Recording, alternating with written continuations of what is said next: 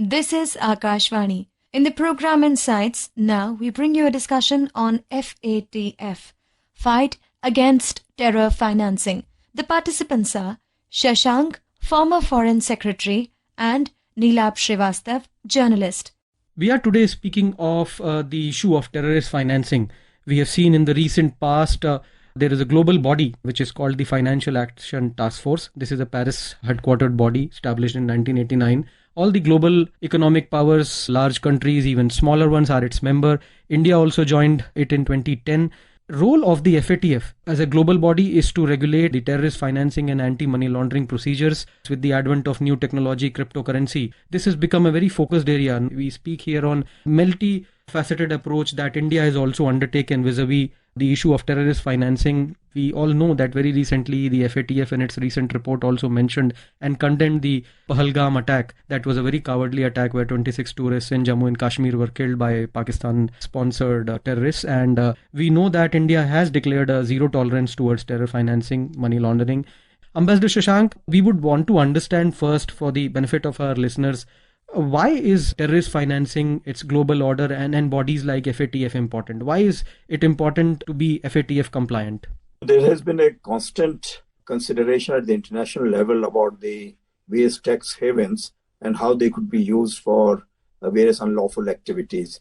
So it was some time ago, before the FATF came into force, that OECD had taken a decision that there will be a special watch would be kept on the tax havens so that these places are not used for unlawful activities.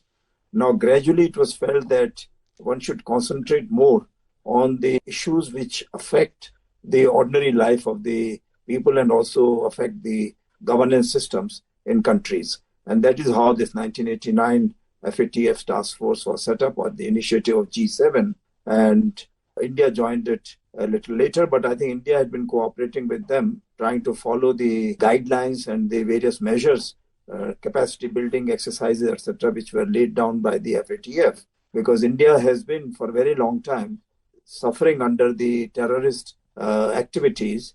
And initially it was seen more as a bilateral affair between India and Pakistan to be taken care of by improving relations between the two countries.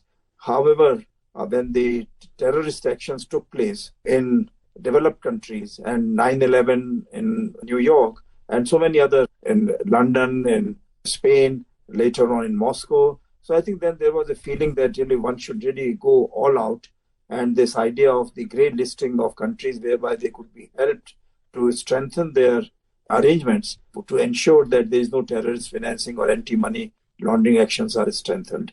The second part was that there was also these old discontents of countries like, let's say, China, which felt that they had fought the opium wars with the old colonizers, and India was being used at that time against Chinese interests, and opium wars were fought. So therefore, there have been a constant flow of the new drugs into the developed countries. Let's say USA has now come out very strongly against its own neighbors like Mexico and Canada, that they have become the direct route for transferring fentanyl into US markets, which has been produced by China. And recently, only I think a couple of days ago or maybe yesterday, in Arizona, they arrested some Khalistani who was acting on behalf of the ISI, China, Canada nexus to carry out fentanyl drugs into USA. I think all these things have been noticed. Therefore, this FATF has become important. India has become an important partner of FATF. India produces its reports and regularly shares them with the FATF. And as you said, that India also tries to coordinate all its activities internally as well as with the external countries who are members of FATF to strengthen the regulations against these unlawful and illegal activities so that activities like Pahalgam cannot take place in future. As you mentioned about the importance of FATF, it has grown as a very important platform when it comes to combating international money laundering and combating the financing of terrorism. I would like to inform our listeners, the FATF also brought out a mutual evaluation report for India last year in 2024, and India fared very highly. It was placed in the highest category of compliance of the recommendations, the 40 recommendations that FATF has made. There are very few countries in this elite club, including the US and few other countries. Ambassador, I would again come back to you to ask about these new kind of words that were earlier in the proliferation days, but the sanctions vis-a-vis terrorist financing, the grey listing, or the jurisdictions that have to be washed out for. So why would some country like India, which is affected by terrorism from its immediate neighbors, apart from other places, is concerned about ensuring that jurisdictions that need to be checked should be condemned by the global or should be identified by the global community? And why should any country which is in the realm of these categorizations be trying to improve?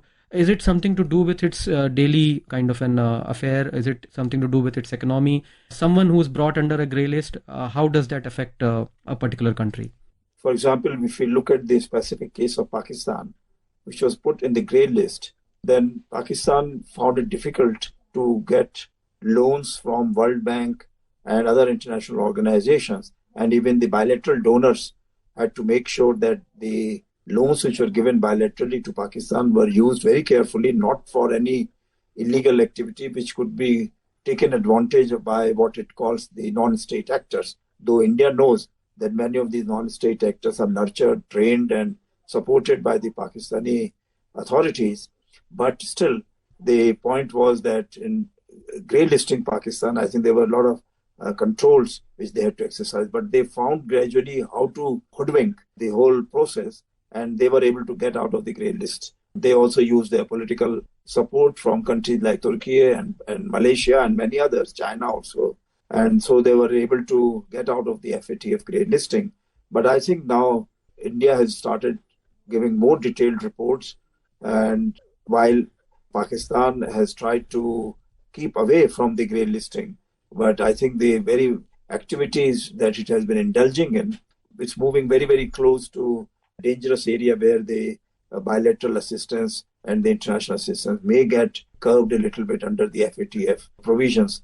What Pakistan is trying to take advantage is carrying out the terrorist activities in countries like India, and at the same time use its potential partnership with the developed countries, whether USA or on the other side, even with China, and have partnerships like with Turkey, etc., and buying their military equipment and use their Islamic context by offering left and right, their Islamic weapons to other countries. So I think they have been using all that to get the political support and get away from the grey listing. So I think what India is now trying to see that there should be zero tolerance towards this terrorist activities, and should be given as much importance as is given to drug trafficking and money laundering by non-state actors. In 2022, the Prime Minister has also spoken on the issue when India hosted the third ministerial conference on countering financing of terrorism.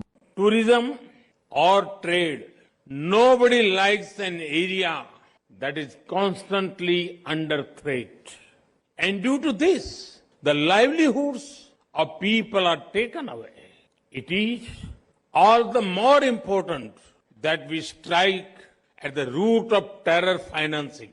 Friends, in today's world, ideally, there should be no need for anyone to remind the world of the dangers of terrorism.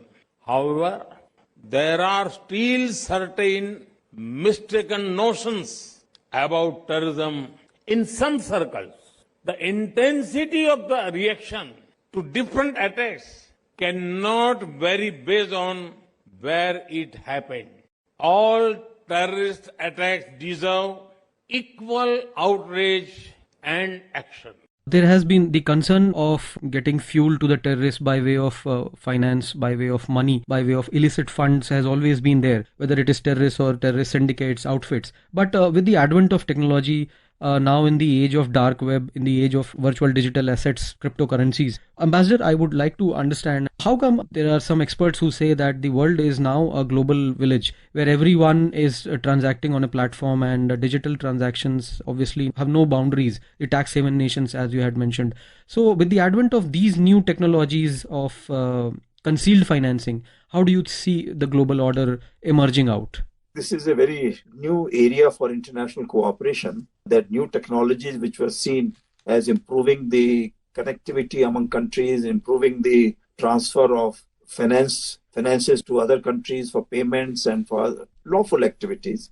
I think they are being used by these countries, by many countries and by many unscrupulous non-state actors to carry out their financing for whether for drugs, for money laundering, for small arms being changed, for all kinds of activities, and also being used by several of the state agencies to carry out their own promotion of terrorist activities, like in the case of Pakistan. Now, for example, in Pakistan, simple cases of crowdfunding. So they carry out many of these terrorist groups. They also help in reducing poverty, in helping during the earthquakes, in flooding, etc. So they try to have crowdfunding from ordinary people, poor people, and then show their activities as being supportive of the social welfare of the people. But on the other hand, they use most of this money for terrorist activities.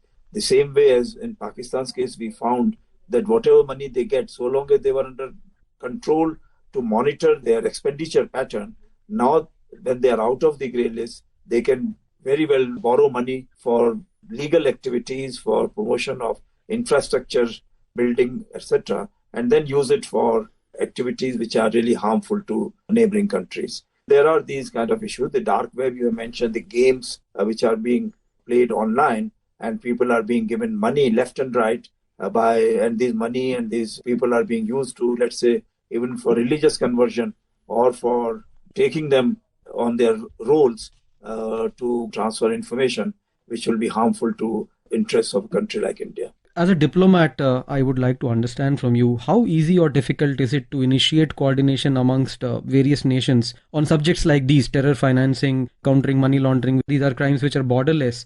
And when I ask you this question, it comes into context that as diplomats, you have to interact and share the table with a country which is very powerful.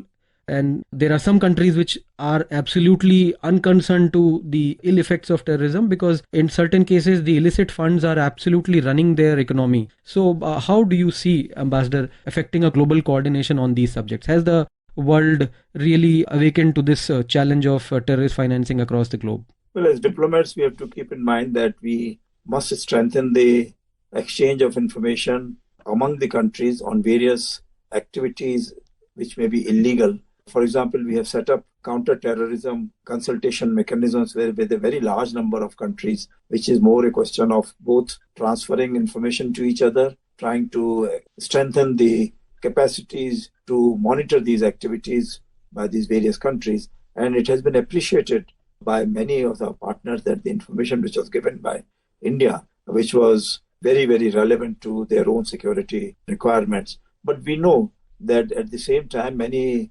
developed countries have their other concerns. They are not bothered about the concerns felt by developing countries. Therefore, that has been one of the issues why India has very keenly promoted membership of the developing countries, the global south, in the various groups like G20 and the others, and also taking partnership in organizations like Shanghai Cooperation Organization, where we know that Pakistan is also a member. But at the same time, this organization was set up with a few of the prime objectives. So one of them was, of course, the anti-terrorism.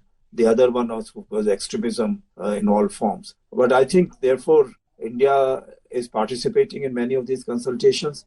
We are members of Quad, which is not really on basis of military activities alone, but also to ensure that there is a transfer of information and partnership with countries like USA, Japan, and Australia for the Asia-Pacific region. Similarly, we have coordination with the BRICS, where we know that many new emerging economies are trying to join them because they are also suffering from the same thing. They feel that partnership with a country like India would be of great help to them. So there are these bilateral counter-terrorism action groups which we have set up individually with individual countries. And secondly, we have these partnerships at the sub-regional or regional or interregional levels. Right. I think that has been helping us very much. Thank you so much for sharing your thoughts. Thank you. You are listening to a discussion on FATF, Fight Against Terror Financing. The participants were Shashank, former Foreign Secretary, and Neelabh Srivastava, journalist. This program was produced and presented by the News Services Division of Akashvani.